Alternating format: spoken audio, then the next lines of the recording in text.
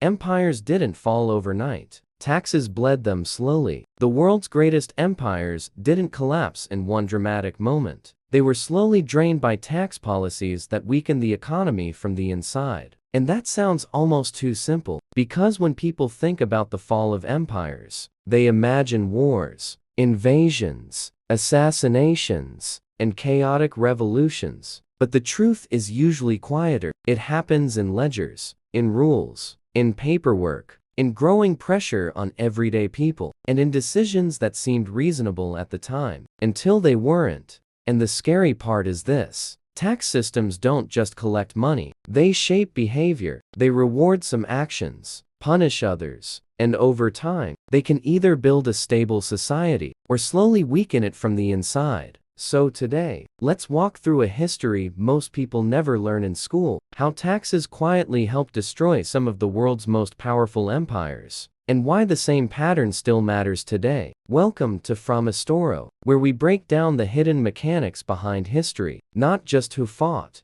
but why systems collapsed. Now picture this. You live inside the greatest empire on earth. Your streets feel safe. The markets are busy, the government feels unbeatable, and then, without anyone noticing, the rules begin to change. Taxes rise, not once, but again and again. New fees appear, old exemptions vanish, and suddenly, surviving becomes harder than it used to be. Not because of an enemy army, but because the empire is quietly feeding itself by draining you. And here's the big question. Why would a powerful empire choose tax policies that slowly poison its own economy? The answer is simple. Because empires don't run on pride. They run on money. Armies need pay. Roads need repairs. Officials want salaries. And rulers want luxury. And when spending grows faster than income, the government looks for the fastest solution. Squeeze more from the people. But that solution has a hidden cost. It breaks trust. It kills productivity. It pushes workers into survival mode. And it encourages people to hide income, avoid markets, or leave altogether. And once enough people stop believing the system is fair, the empire starts to crack. Let's start with one of the most famous examples, Rome. Because Rome did not fall in one night. Rome slowly exhausted itself, and taxes played a bigger role than most people realize. Early Rome had a relatively simple system. Conquest brought wealth. Captured land created new tax streams, and the empire could fund itself through expansion. But expansion does not last forever. Eventually, Rome reached the point where new conquest became harder, more expensive, and less profitable. And at the same time, the cost of defending borders exploded. Soldiers demanded better pay, corruption grew, and the government needed more money just to keep the lights on. So Rome did what struggling systems often do. It raised taxes. And when regular taxes weren't enough, it added more pressure in other ways, like forcing people to provide goods to the state, or punishing communities that couldn't meet quotas. And here's where the damage began. Farmers were taxed so heavily that many could not survive. Small landowners lost their farms and sold to wealthy elites.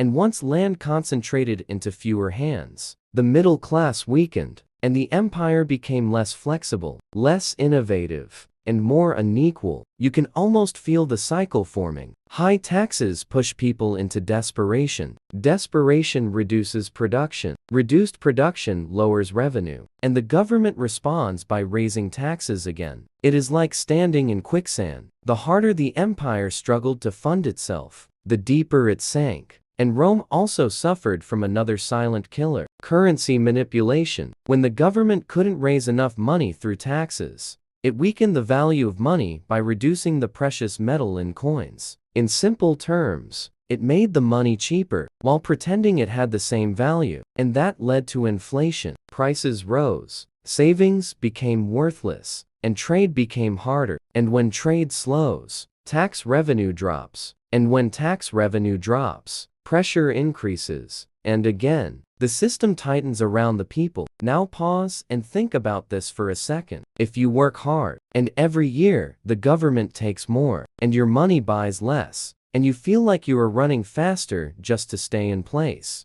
what do? You stop investing. You stop expanding. You stop taking risks. You focus on survival. That is exactly what happened inside Rome. People lost faith in the future, and once that happens, an empire can still look strong on the outside, but inside, it becomes hollow. Now, let's move forward to another huge empire that slowly weakened under the weight of taxes. The Spanish Empire. Spain became incredibly wealthy after the Americas. Massive silver shipments, giant treasure fleets, and global influence. But Spain's wealth became a trap. Because the government got used to easy money, and it spent like the flow would never end. Constant wars, big military costs, and large royal budgets. And to support all of this, Spain increased taxes at home, especially on productive groups like merchants and small business owners. And here's the painful irony. Spain taxed its own economy harder, while relying more and more on outside wealth. And that weakened local industry, discouraged manufacturing, and pushed talent away. And as inflation spread across Europe from silver flows, prices rose, and the real value of tax burdens became even heavier. And eventually, the empire couldn't fund itself without borrowing. And borrowing only works as long as lenders trust you. When Spain's finances started looking unstable, trust dropped, and defaults followed. And once defaults happen repeatedly, borrowing becomes expensive. And then the tax pressure rises again. It becomes a loop. And Spain's empire began to lose ground. Not because Spain lacked brave soldiers, but because its economic system could not keep up with its spending habits. Now, let's look at a different kind of empire, one that many people forget was held together by a delicate tax structure: the Ottoman Empire. The Ottomans ruled for centuries across huge regions, and their success was partly based on an organized system of land and tax collection. But over time, the empire faced new problems: expensive wars, rising costs, and competition from European trade powers.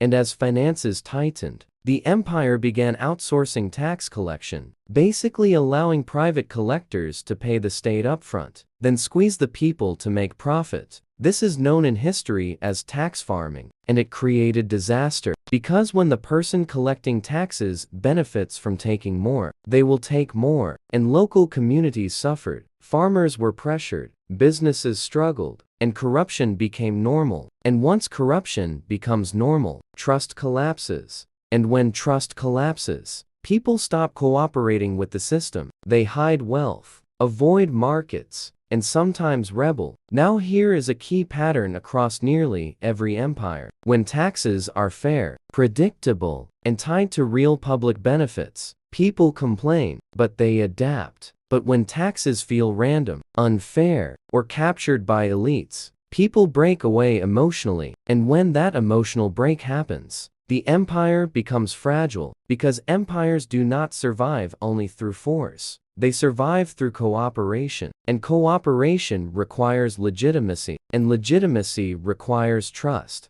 Now, let's bring in one of the most famous modern examples of tax pressure turning into collapse: France before the French Revolution. For years, France carried massive debt, much of it from wars and royal spending, and the tax system was deeply unfair. The poor and middle classes were heavily taxed, while many elites had exemptions. And over time, the system created a pressure cooker, because the people carrying the load felt trapped, while the people with power avoided responsibility. And eventually, the government ran out of options. It tried to reform, but too late. Trust was already gone. And once trust is gone, even small changes feel like insults. And that is when a society becomes unstable. And the revolution that followed was not just anger. It was the result of a system that slowly drained its own base. So what is the real lesson here? Taxes are not just numbers. Taxes are signals. They tell people what the government values. They tell workers whether effort is worth it. They tell businesses whether growth is safe.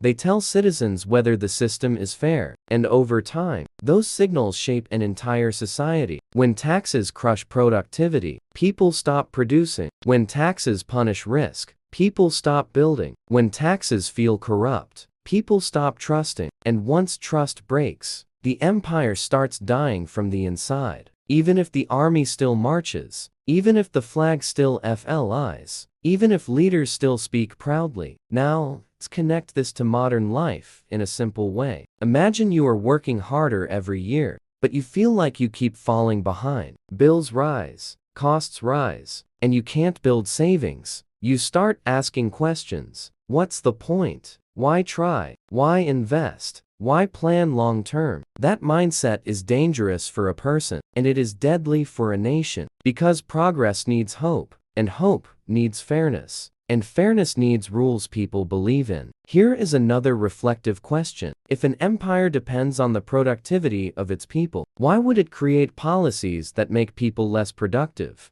The answer is that leaders often chase short-term survival. They raise taxes to patch holes, instead of fixing the deeper problems, like overspending, corruption, and outdated systems. And that is why tax policy becomes a slow poison. It starts as a solution, but turns into a habit, and then into a trap. And once the economy weakens, the government becomes even more desperate, and desperate governments make desperate policies, until the empire collapses, sometimes quietly, sometimes suddenly, but almost always after years of internal damage. So when you hear that an empire fell because of invasion, remember this. Invasions succeed more easily when the inside is already weak, when people are already exhausted, when the economy is already strained, and when trust is already broken, because strong systems can survive outside pressure, but weak systems break under it. That is the real story. Taxes did not always destroy empires on their own, but they often helped drain the strength that empires needed to survive.